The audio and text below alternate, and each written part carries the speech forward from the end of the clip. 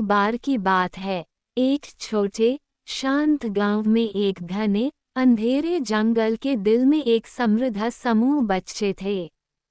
उनके पास उत्साहित आत्मा और साहस की अपनी जमीनी पहचान थी। एक ठंडी सर्दी की शाम, सूरज जल्दी सेट हो गया, लंबी छायाएं डालता हुआ उन्होंने निषेधित जंगल के वो भाग खोजने का निश्चय किया। किस्सों के हिस्सों में एक पुराने भूतिया घर खड़ा है। कहा जाता था कि इसमें एक रहस्यमय और छिपे रहने वाली चुड़ैल बसी है, जिनके पास जादूगरी शक्तियां हैं। बच्चे विचारों के डर से बिना हाथ मुड़ाए जंगल के अधिक गहरे हिस्सों की ओर बढ़े। उनके लौटने वाले दीपक बिना किसी चीर फूल के तरह अंधकार में चमक उठे।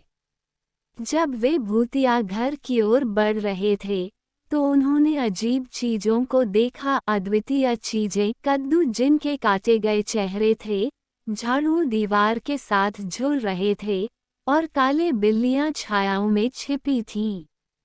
हर कदम पर हवा ठंडी हो रही थी और उनके दिल धड़क रहे थे।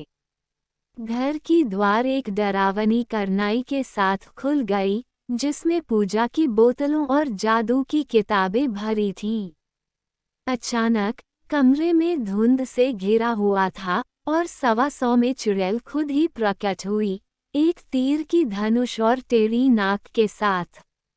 बच्चे आश्चर्य में गलकर रह गए, लेकिन अपनी आश्चर्यचकिती के बावजूद चुड़ैल ने उन पर कोई जादू नहीं डाला या उन्हें मैंड्राक या मैंड्री में नहीं बदल दिया, बल्कि उन्होंने उन्हें अपनी जादू की कहानियों को सुनने के लिए आमंत्रित किया, उन्हें चेतावनी दी कि वे अपने खोज में सतर्क रहें।